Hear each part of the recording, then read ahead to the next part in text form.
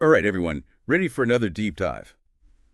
Today, we're tackling one of those eras that, well, it just casts a long shadow, Yeah. the Cold War. Yeah, it's one of those things you say Cold War and instantly so much comes to mind. Images, stories, anxieties. Exactly. And to help us navigate this, well, this chilly landscape, we're using an excerpt from The American Yawp. It's an online history textbook. Got to be upfront, though. It's definitely from the American perspective. That's a good point to make right off the bat. Perspective matters, especially with something as globally impactful as the Cold War. But that perspective actually works for what we're doing today, because we really want to dig into how this rivalry, it never went full-blown hot war, with massive battles and all that, Right. but it still reshaped the entire world. Absolutely. It's fascinating how this era, you think about it, no direct military conflict between the main players, hmm but the ripple effect on geopolitics, technology, even just the way people live their daily lives, it's huge. Exactly. Like no clash of armies on a massive scale, but for decades, it's this shadow over everything. Yeah. So first things first, I think we got to set the stage here. What exactly was the Cold War? Because someone listening might not even. Right, right. So basically, you've got these two superpowers, right? And they've got totally opposite The ideologies. U.S. and the USSR, right? Yep. The capitalist United States and the communist Soviet Union. And it's this global standoff. It's like, imagine a chess match with like the highest stakes ever. Oh, wow, yeah. Every move could have turned into like a huge global conflict. And this wasn't like some philosophy debate, right? This was right after World War II. Oh, yeah. The world's rebuilding from the ashes. You'd think everyone would be all about cooperation, Oh, right? you'd think so. But nope, things took a hard turn. So what happened? Was there already bad blood even before the Cold War, like, officially started? Oh, yeah. The seeds of mistrust were there. You got to go back, way back. The U.S. sent troops to fight against the Bolsheviks during the Russian Civil War. Oh, right. Back in 1917. Exactly. So you've got that history plus this huge ideological divide between capitalism and communism. So even as allies in World War II, there's this tension under the surface. Like they're fighting side by side, but also... Looking over their shoulders, yeah, Yeah. absolutely. And then after the war, those tensions, they just erupt. Both the U.S. and the USSR saw themselves as like the model for the future. Like the way to do things. Right. U.S. is all about democracy and capitalism. The Soviets, they're pushing for communism. So basically a clash of visions. And it escalates super fast into this global struggle for influence. I remember reading that, like, a single telegram from one American diplomat, it actually shaped, like, the whole U.S. Cold War policy. Crazy how much impact one document can have. Oh, you're talking about the long telegram? Yeah, that's the one. This was from George Kennan, 1946. He was stationed in Moscow. And he basically argued that the Soviet Union, because of its communist ideology, was just expansionist by nature, like a fundamental threat to the U.S. and its allies. So this one guy's telegram. It laid out this idea of containment. Like, that's the only way to deal with the Soviets. Push back against their influence wherever it pops up. Wow. That's wild. But was containment really, like, the best strategy? Was there no room for, you know, talking things out, negotiating? Well, that's a big debate historians still have. Was Kennan being too alarmist? Did it make things worse? I can see both sides. Yeah. Some say, given what the Soviets were doing in Eastern Europe, containment was the only choice. But either way, the impact of that telegram, huge. It really shaped how U.S. policymakers thought for, like, decades. And this wasn't just happening in isolation, right? I mean, you had other major figures like, wasn't Churchill giving speeches sounding the alarm about the Soviets too? Oh, yeah. Churchill, he'd just faced down Nazi Germany, so people really listened to him. His Iron Curtain speech, that really cemented this image of Europe being divided, right? The capitalist West versus the communist East. Definitely. That speech, it resonated, especially in the U.S. It kind of solidified this idea of the Soviet Union as like a real tangible threat, not just an idea anymore. Okay, so we've got this clash of ideologies brewing. There's paranoia fueled by these reports and speeches. But what about the Soviets themselves? Did they actually want to take over the world? Well, they saw things completely differently, right? From their view, the U.S., with all its economic might, its military, they were the aggressor. Oh, interesting. They pointed to things like the Marshall Plan. Right, the massive aid package to rebuild Western Europe. I always thought that was seen as a good thing, a humanitarian effort. Yeah, on the surface, it was about rebuilding, But the Soviets, they saw a strategy there. Like, the U.S. was using this aid to create a bloc of capitalist countries totally dependent on them. Oh, I see. Like extending American power right up to their border. Exactly. So the Soviets had their own fears, their own interpretations. It's crazy how something meant to be helpful can look like a threat from the other side. That's the Cold War in a nutshell. Suspicion on both sides, every action seen as hostile, and it just keeps spiraling. And it wasn't just speeches and telegrams, right? Things start happening that really cement this Cold War as the global issue. Like one of the early flashpoints, the Truman Doctrine, 1947. The Truman Doctrine, yeah, that was pivotal. Basically, the U.S. was committing to actively fighting communist expansion anywhere in the world. Wow. It started with helping Greece and Turkey. They were facing communist threats internally, but the message was bigger. It was like, we're drawing a line. So not just containing it, but pushing back. Things are heating up. Definitely. And the Marshall Plan, even though some saw it as this benevolent thing, it also fed into this dynamic. It was about strengthening Western Europe against, that communist threat, economically and ideologically. But the Soviets weren't just like sitting back and watching all this happen. Oh, no, they had their own moves. They set up the Common Forum to coordinate communist parties across Europe. And they tried their own version of the Marshall Plan called the Molotov Plan for Eastern European countries they controlled. Did that work? It didn't really have the same resources, the same appeal as the Marshall Plan. It kind of just made the divide between East and West even bigger. And then, of course, there's the Berlin blockade, right? Yeah. 1948, like one of the most dramatic standoffs of the early Cold War. The Soviets just cut off access to West Berlin. Yeah, super bold move. West Berlin was like this symbol of the West, right in the middle of Soviet-controlled territory. Right. Stalin was trying to force the Western powers out. I always think it's so interesting, the Berlin blockade, because it could have turned into a military thing, but instead it became this like logistical challenge, the Berlin airlift. The Berlin airlift was incredible. Almost a whole year, the U.S. and its allies flew in supplies to West Berlin day and night. It was a logistical masterpiece. Oh, yeah, but also a huge symbol. It showed everyone the West was serious about defending their interests, their values, whatever it took. Big propaganda win for the rest, I bet. Absolutely. Showed their capabilities, their commitment. The blockade totally backfired in that sense.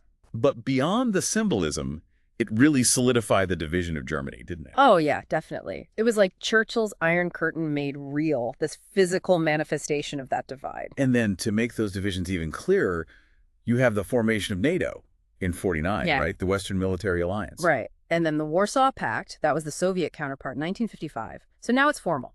2 armed camps, both backed by nuclear superpowers. And then, like, the tension wasn't high enough already. 1949 brings another shock, China going communist. Yeah, Mao Zedong and the communists, they win.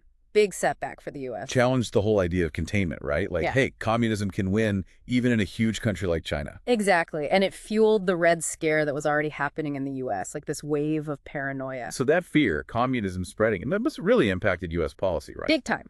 It led to this reassessment of strategy, and you get this super important document, NSC 68. NSC 68. Okay, I need a breakdown on this one. So this was a classified national security memo from 1950. Basically, it argued the Soviets were totally obsessed with world domination, like fanatically devoted to it, and the U.S. needed to massively increase its military to counter that. So this memo, NSC 68, it kind of throws gasoline on the fire, doesn't it? Yeah. Paving the way for the arms race. It's huge. Hard to overstate how important NSC 68 was. It shaped U.S. policy for the rest of the Cold War. Some say we're still feeling its effects. Wow. And right as this new aggressive strategy comes out, boom, the Korean War starts in 1950, putting that new approach to the test. But before we get into Korea and all that, we got to talk about the biggest, scariest thing that happened in this era. The nuclear age begins. Yeah, the shadow of the mushroom cloud. It's like this constant reminder of the power humanity had now. Unimaginable, destructive power. Hiroshima and Nagasaki, 1945. Everything changed. Oh, absolutely. The world was facing a totally new kind of war. Cities could be wiped out instantly. It's hard to even wrap your head around living with that kind of threat. You know? It was a huge shift psychologically. I mean, human survival was now a question mark. And then the Soviets get their own atomic bomb in 49. Right. Way sooner than the U.S. expected. Right. So it's not just one nuclear power anymore. It's 2, both wary of the other, both racing to build bigger and more weapons. This terrifying arms race. Yeah. It all comes down to mutually assured destruction, right? Mad. Yeah, mad many. The idea is if both sides can destroy each other completely, no one will launch that first strike. It's kind of a crazy logic, isn't it? This balance of terror to Right. prevent all-out war. But it also means living with this knowledge that the world could end at any moment. It was a defining feature of the Cold War, yeah. The anxiety was everywhere, in pop culture, movies, books, even art. Like Godzilla, that whole thing was born out of fears about radiation. It's interesting how those fears seeped into the art of the time. It was everywhere. This unease, knowing the world could end in an instant. It affected fashion, architecture, literature. But even with all this arms race, the buildup of weapons, there's also this development of peaceful nuclear technologies, right? It's this weird duality. You've got this unimaginable destructive potential, and then at the same time, this hope that it could be used for good. Eisenhower's Atoms for Peace program, right? Yep. Eisenhower, being a military man, he understood the horrors of war. But he also wanted to see if nuclear energy could be used for good things. Like what? Generating electricity, stuff like that. He even offered to share American technology with other countries, hoping for international cooperation, maybe slow down the spread of weapons. So right in the middle of all this rivalry, there is this little bit of hope that maybe nuclear energy could actually make things better, not worse. It was a complicated time, this terrifying arms race on one hand, and then on the other hand, this optimism that maybe we could use it to solve problems like energy shortages, even medical advancements. And it wasn't just about nuclear stuff. Remember the space race? That's another example of how this rivalry, even though it was scary, it pushed people to do incredible things. Oh, yeah.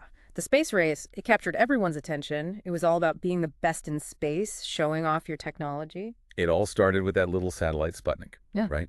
Launched by the Soviets in '57, the U.S. most freaked out. It was a huge win for the Soviets in terms of image. Suddenly, there's this Soviet machine orbiting Earth. The U.S. had to catch up and fast. So you get NASA and tons of money poured into science and engineering. So in a way, the Cold War pushed both sides to achieve more.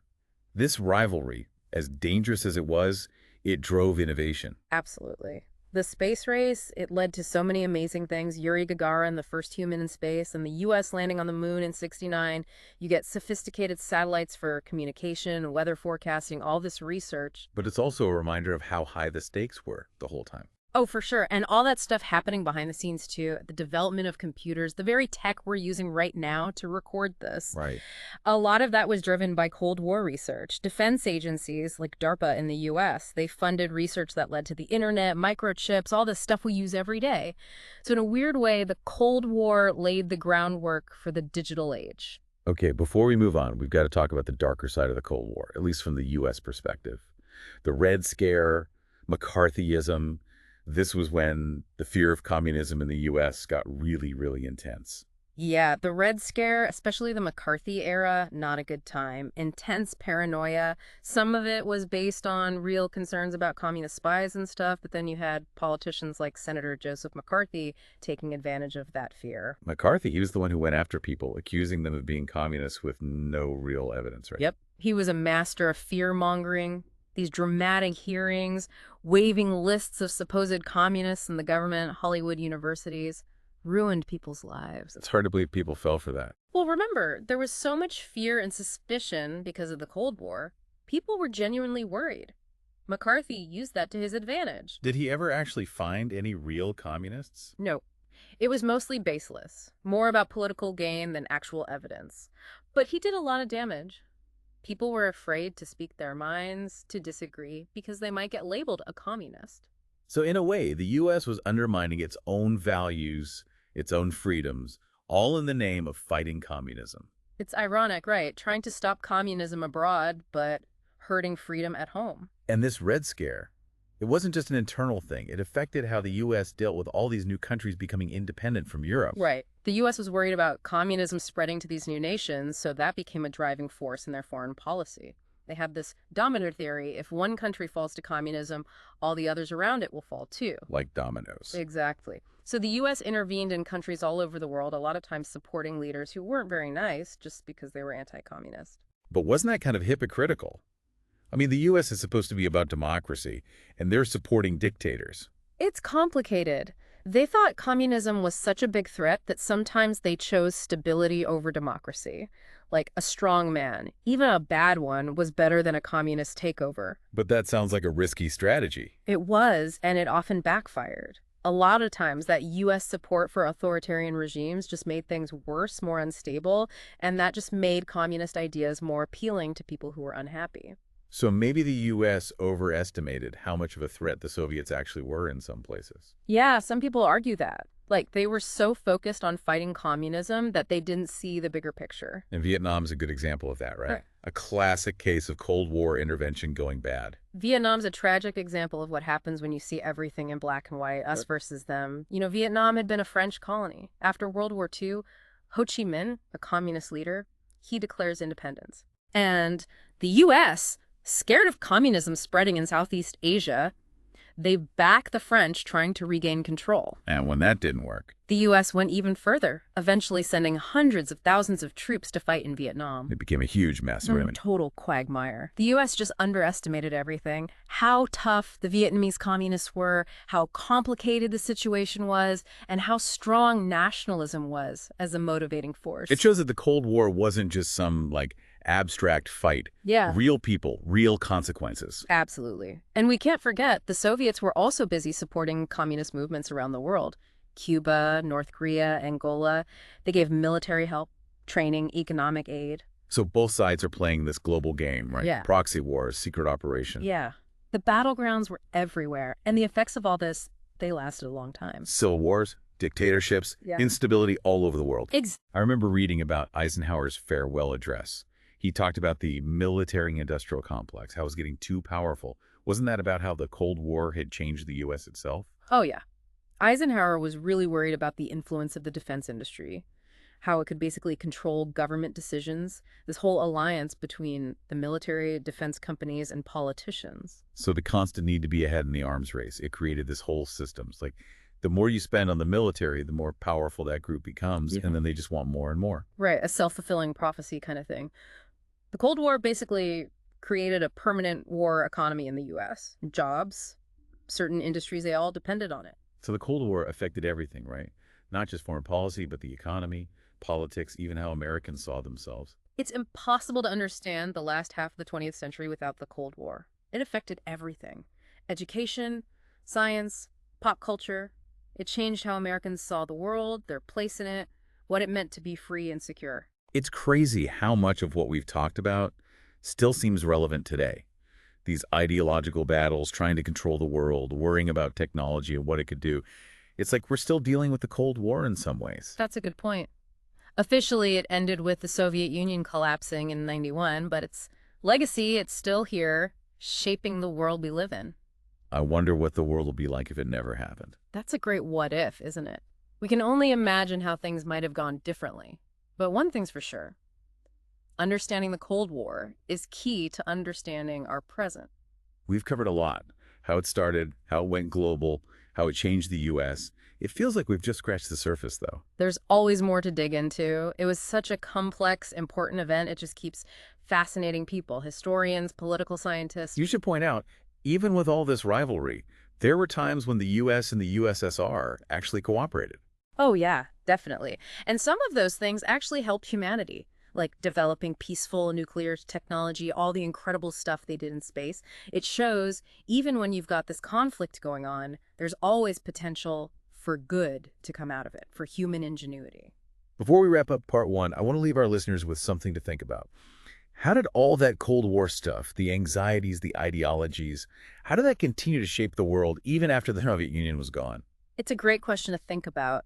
What parts of that era are still with us today? How do they affect how we think about global politics, technology, even ourselves? It's a lot to consider. Yeah. But it's important as we try to make sense of the 21st century.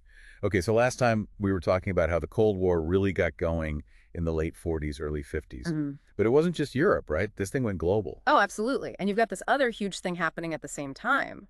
The European empires are falling apart. Right. All these new countries popping up, especially in Africa and Asia. Exactly. And they're all figuring out what it means to be independent.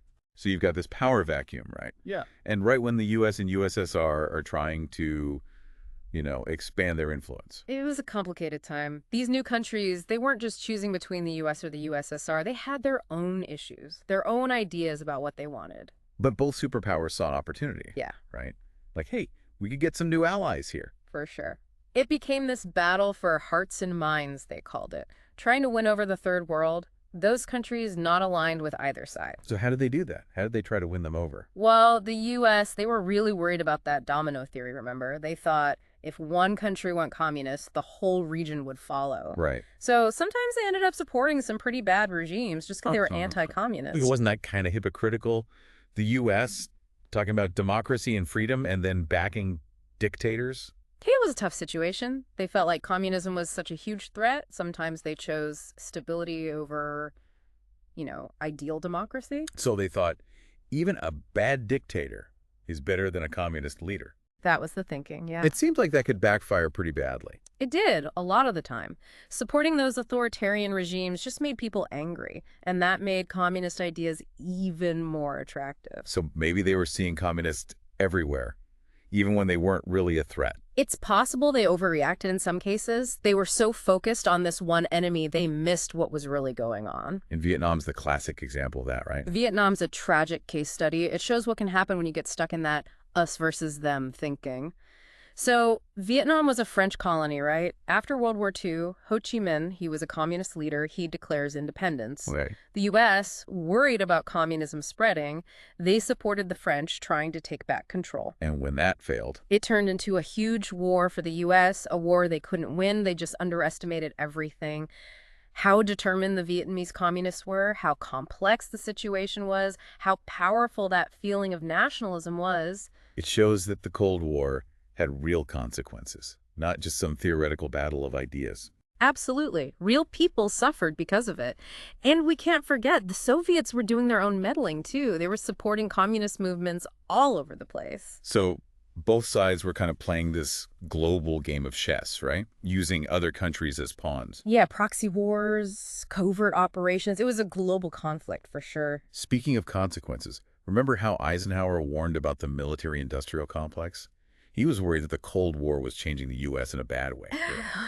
Eisenhower was a smart guy. He saw what was happening. The defense industry was getting so powerful, it could basically influence the government to do what it wanted. So all that spending on weapons, it wasn't just about defense anymore. Right. It created this whole system where certain companies, politicians, even parts of the military, they all benefited from having this constant enemy. Like a self-fulfilling prophecy. Exactly. And it made it hard to even consider other ways of dealing with the world other than through military force. So the Cold War changed everything, really. Not just what happened overseas, but also how the U.S. worked at home. You can't understand the second half of the 20th century without understanding the Cold War. It affected everything. And its effects, well, they're still with us in a lot of ways. It's amazing how much of what we've been talking about, Yeah. it still feels relevant today. Like, we're still living with the ghost of the Cold War, even though it officially ended back in '91. That's a great way to put it. I wonder how different things would be if the Cold War had never happened. It's a big what if. Hard to say for sure, right? But one thing's clear. The Cold War is key to understanding the world today. We've covered a lot of ground. How the Cold War started, how it went global, how it changed the U.S., and it feels like we're just getting started. There's always more to learn, for sure. It was such a complex, important time. It keeps people fascinated, and for good reason. And it's important to remember, even with all the tension, the U.S. and the USSR, they did work together sometimes. Yeah, you're right. And some of those collaborations, they actually benefited humanity. Think about all the progress with peaceful nuclear technology, the amazing things that came out of the space race. It just shows, even in the middle of a conflict, you can still have moments of ingenuity, of progress. Before we wrap up, I want to leave our listeners with something to think about. How did all that Cold War stuff, the anxieties, the ways of thinking, how did that continue to shape the world even after the Soviet Union was gone? It's the million-dollar question. What parts of that era are still with us today? And how are they shaping how we see the world, how we deal with global politics, technology, even how we see ourselves? It's a lot to unpack, but it's worth thinking about, right? Absolutely. Yeah, it's a lot to think about. And we could do a whole deep dive on just that question. But what really strikes me is how much of that Cold War mindset, the anxieties, the way of looking at things, it all kind of stuck around, even after the Soviet Union was gone. Right, right. It's like the world changed, but the thinking didn't, at least not completely. Like Take this idea of a national security consensus in the U.S. That really solidified during the Cold War. National security consensus. What's that exactly? Basically, it's this idea that national security is like the most important thing, more important than pretty much anything else, and that the U.S. needs a strong military all over the world to protect its interest. I can see how that made sense during the Cold War, but after. Doesn't that kind of create its own problems? Like, if you're always looking for threats, you'll probably find them, even when they're not really there. Yeah, that's a common criticism. Some people argue the U.S. is still kind of trapped in this Cold War mindset, this us versus them thinking. So, even though the Berlin Wall came down, the Soviet Union's gone. Right. We're still living in the shadow of the Cold War. In a lot of ways, yeah. I mean, think about it. The U.S. still has military bases all over the world. Its military budget is bigger than anyone else's. So this national security consensus, It's so deeply ingrained that it's really hard to even have a conversation about other ways of doing foreign policy. it's like the threat's gone, but we still react like it's there. A phantom limb, yeah, that's a good way to think about it. And it's not just the military stuff, right? I mean, think about McCarthyism, the Red Scare. Right, all that paranoia. It created this atmosphere where people were afraid to speak up, to disagree, you know. People were scared to be different, to be critical, because they might get labeled un-American. It's scary how that kind of thinking can erode trust, make everyone conform. Yeah. And while McCarthyism itself eventually died down, that tendency to see disagreement as dangerous, as disloyal, it didn't completely disappear. Like even today, you see certain groups or ideas getting shut down, especially when it comes to national security issues. Exactly. It's like the Cold War created a blueprint for how to silence dissent, how to make it us versus them, and that can be applied to all kinds of situations. So even though we're not worried about communist spies anymore, we've got to be careful about those same impulses popping up in other ways. That's a big takeaway from all this, I think. The Cold War wasn't just about specific events. It was about these big ideas about how powerful fear can be, how it can twist our thinking, how it can change what we do. And we've got to learn from history, right? So we don't repeat the same mistakes. That's exactly it. The Cold War might be over, but its legacy, good and bad, is still with us. It reminds us that history is more than just something in a textbook. It shapes who we are today. This has been amazing. I feel like I understand the world a little better now. That's the goal, right? Yeah. To make those connections, to understand the forces that shape our lives, even the ones we don't realize are there. Thanks everyone for joining us for this deep dive into the Cold War. We hope you learned something, thought about things in a new way. Maybe even got inspired to keep learning about this fascinating period in history. Until next time, keep diving.